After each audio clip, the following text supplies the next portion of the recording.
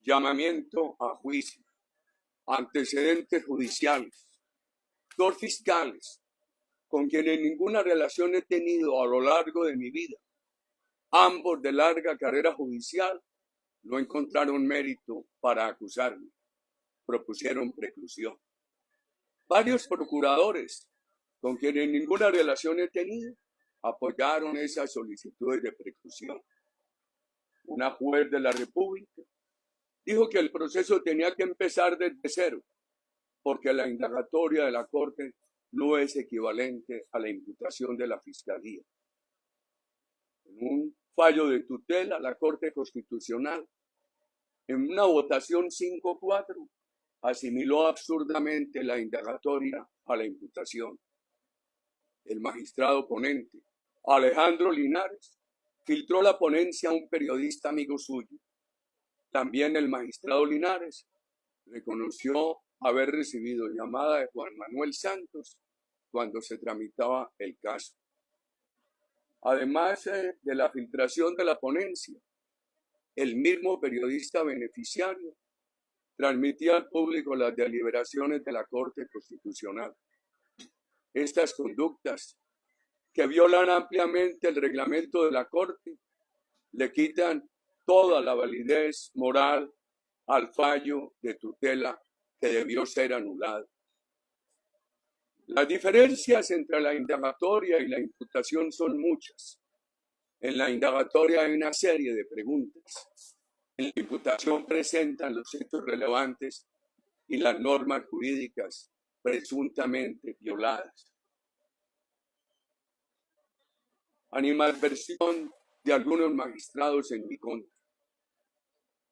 Los magistrados José Luis Barceló, Luis Antonio Hernández y Fernando Castro Caballero, al adelantar la investigación en contra de mi persona, negaron a mis abogados la existencia del proceso.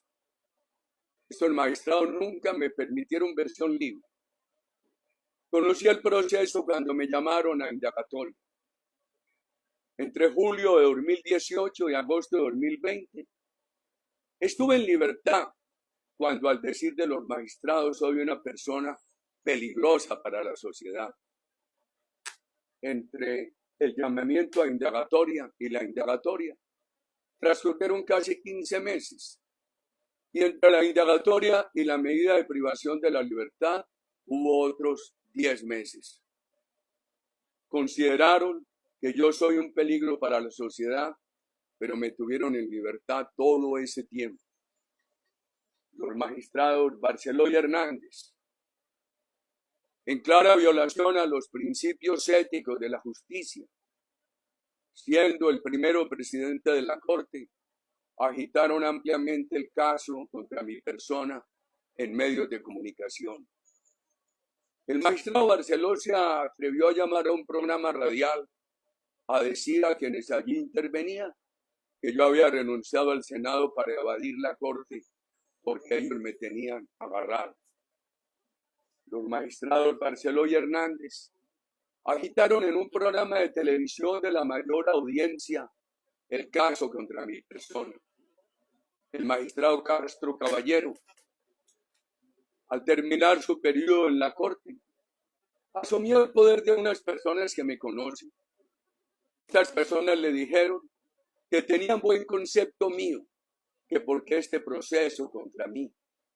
Con ligereza contestó que porque yo tenía varios teléfonos. No he tenido sino uno. Los 3 magistrados que adelantaron el proceso contra mí participaron en la elección de los magistrados que me pusieron preso. Hoy, el magistrado Barceló, el ex magistrado Barceló, ante los mismos magistrados que contribuyó a elegir, los que me pusieron preso, según informes de medios de comunicación, defiende políticos. El ejercicio profesional del doctor Barceló como abogado litigante es buscar ante los magistrados que ayudó a elegir la condena de políticos como mi persona y la absolución de otros. En el medio de abogados y la justicia se conoce la animadversión del magistrado Luis Hernández contra mi persona. El magistrado Hernández acaba de terminar su periodo en la Corte y fue promotor de la elección de la nueva fiscal, que eligió también con el voto del magistrado Hernández. Además, el nuevo fiscal coordinador de fiscales ante la Corte actuaba como magistrado auxiliar del magistrado Luis Hernández. La nueva fiscal general de la Nación, además, ha trabajado muy cercana al ministro de Defensa. Fue su segunda en la misión de Guatemala, que yo critiqué bastante. No obstante, mi prudencia, que ha llegado hasta el punto de no mencionar al ministro de Defensa en este tiempo del gobierno Petro. Para nadie es un secreto la animadversión del señor ministro contra mi familia y para conmigo. Además de las causales taxativas de impedimentos, también hay causales éticas en las circunstancias políticas de Colombia. El magistrado ponente de mi encarcelamiento, César Reyes, trabajó con el gobierno Santos en el proceso de Loana, del cual yo fui uno de los más visibles opositores. Y a la indagatoria se jactaba haciendo entrar periodistas a la corte, incluso fotógrafos a la sala donde sucedía la diligencia. El magistrado César Reyes fue compañero de trabajo de la esposa de mi acusador, el senador Cepeda. El magistrado César Reyes fue muy activo para aceptar la recusación contra una magistrada que había sido integrante del ejército, pero nunca tuvo la decencia de revelar sus impedimentos políticos, que claramente son impedimentos éticos. Mi único afán fue buscar la verdad y verificar los informes que me llegaban de manipulaciones de políticos para afectar mi reputación. El famoso testigo Monsalve, puesto preso y condenado por la justicia por secuestro y otros delitos durante el gobierno que presidí, dio la declaración al senador Cepeda en contra de mi hermano y de mi persona, 14 años después de haber terminado mi periodo como gobernador de Antioquia. En otro proceso dijo que no me conocía y además nada declaró en mi contra. Otro testigo, Alberto Guerrero, alias Pepintá, puesto preso y condenado por la justicia durante el gobierno que presidí, también le declaró al senador Cepeda. Expresó ante la fiscalía que lo que sabía de mí era por rumores que había escuchado. Es evidente la amistad del senador Cepeda con el testigo Monsalve. Por lo menos están en evidencia 7 reuniones entre ambos. Además está probado y no refutado que el senador Cepeda intervino para que al testigo Monsalve no lo trasladaran a la cárcel de Valledupar. Prueba de que nunca tuve interés en buscar al testigo Monsalve es que entre 2011, cuando le dio esa declaración al senador Cepeda, y 2018, nadie lo buscó en mi nombre. Cuando en 2018 fue informado de que ese testigo se quejaba de haber mentido contra mi hermano y contra mí, y al abogado Cadena que verificara esto. Como pedí a lo largo de estos años,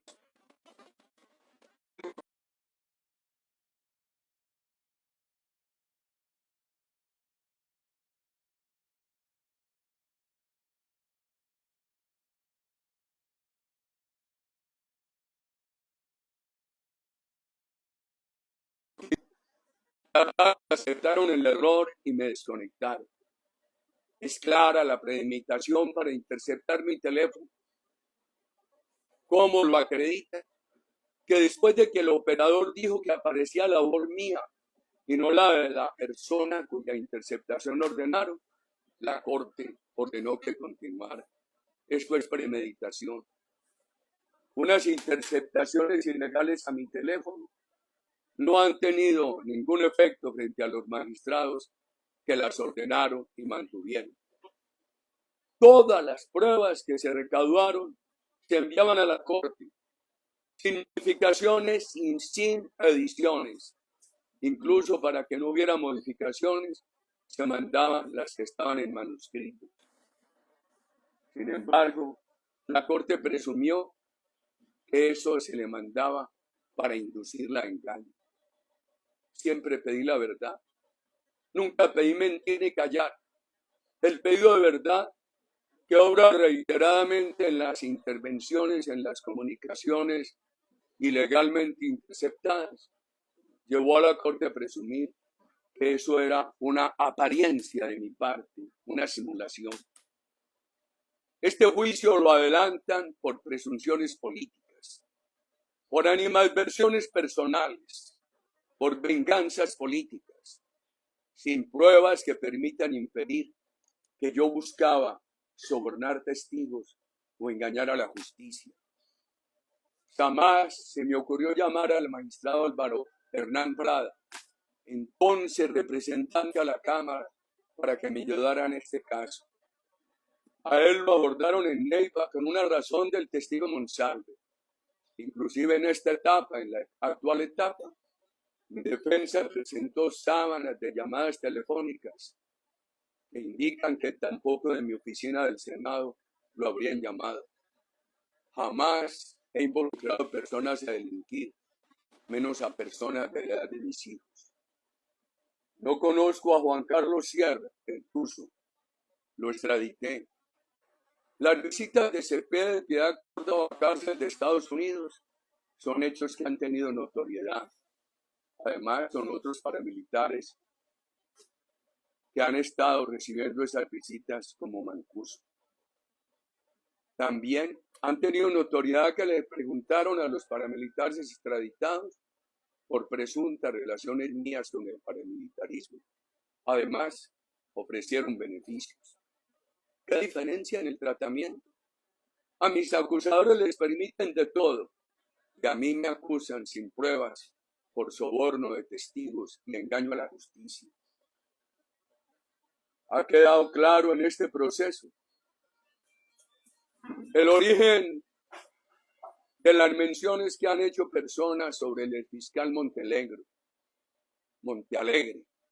cuya rabia política contra mi persona y mi familia también es notoria. Esta manipulación en contra de mi persona da señales de hacer parte de la motivación para un acuerdo de paz total o para una ley de punto final. Entonces, que le perdonen a los delincuentes, como lo hicieron con la FARC, y lo justifiquen con la ficción de perdonar a quienes no hemos delinquido. Con todo esto coincide la traída de Mancuso, a quien yo extradité. Ha sido tanta la manipulación en mi contra que el señor Mancuso no quiso declarar en mi caso, sacando disculpas inaceptables. Tampoco declaró Monsalve ni la supuesta víctima de Yanira. Pero las declaraciones de Monsalve y otros en el juicio contra el doctor Diego Cadena habrían sido más que suficientes para que la Fiscalía desestimara cualquier posibilidad de acusarme. Quieren y necesitan igualar a quien hemos defendido la democracia y la ley con los delincuentes. ¿Dónde están las pruebas contra mi persona? No tienen pruebas para desmentir que el doctor Andrés Arias me dijo en un juzgado de Estados Unidos que en la cárcel donde él se encontraba, personas extraditadas por mi gobierno afirmaban que el caso contra mi hermano era una venganza por la extradición. ¿Acaso yo le inicié el tema al doctor Andrés Arias? No tienen manera de negar que el doctor Abelardo del Esprielle, por pedido mío, simplemente confirmó esas versiones con los presos. ¿Acaso yo manipulé al doctor del Esprielle? No tienen una sola prueba para decir que yo inicié o manipulé a los presos de Miami. Estas personas, en documento apostillado por el Consulado de Colombia, ofrecieron a la Fiscalía declarar sobre el caso de mi hermano y sobre el asesinato del doctor Álvaro Gómez Hurtado, que está en la impunidad como también está en la impunidad la financiación de Odebrecht a Santos. Reclamo que esas declaraciones la justicia nunca las recibió. No tienen manera de desmentir que fue Vicky Jaramillo, sin intervención alguna de mi parte, quien me informó sobre el propósito del preso Monsalve de corregir la mentira. Por eso pedí al doctor Cadena la verificación. Para acusarme, ignoran que jamás inicié ni concebí ni ordené ofrecer beneficios a presos, menos para que callaran o mintieran. ¿De dónde sacan que yo determiné, con la ayuda de personas, para que se sobornara a testigos o se engañara a la justicia? Mi único antecedente con Juan Carlos Sierra el Tuzo fue extraditarlo. Según la acusación, en este caso yo habría manipulado a Juan Carlos Sierra o a quienes me informaron sobre sus comentarios de la visita de los doctores Cepeda y Córdoba a la cárcel, donde pidieron información de mis vínculos con los paramilitares y ofrecieron beneficio. Me acusan, a pesar de las reiteradas afirmaciones de los doctores Roque Arizmendi y Juan Manuel Aguilar, en el sentido que ellos tomaron la iniciativa de informarme sobre el relato de Sierra el relato que Sierra hacía de la visita carcelaria. Y todo se dio en las circunstancias de tiempos políticos, cuando algunos, como el senador Cepeda, basaban su campaña en el atentado permanente contra mi honra. De esta acusación también se infiere que yo me habría aliado con una fiscal presa que no conozco para que ella me ayudara acusando montajes de los doctores Montealegre y Perdomo. No hay una sola prueba que pueda invocarse para afirmar que la iniciativa fue mía, directamente o indirectamente a través del doctor Cadena.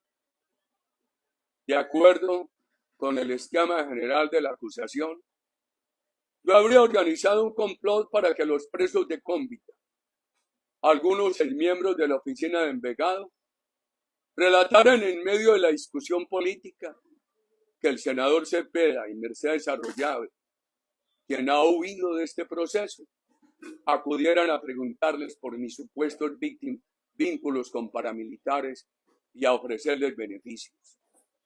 Además, los presos aclararon que les solicitaron la reunión para indagar sobre unas fosas, y el objetivo de la reunión, ya en ella, fue indagar por los presuntos vínculos de mi hermano y de mi persona con el paramilitarismo, y les ofrecieron beneficios.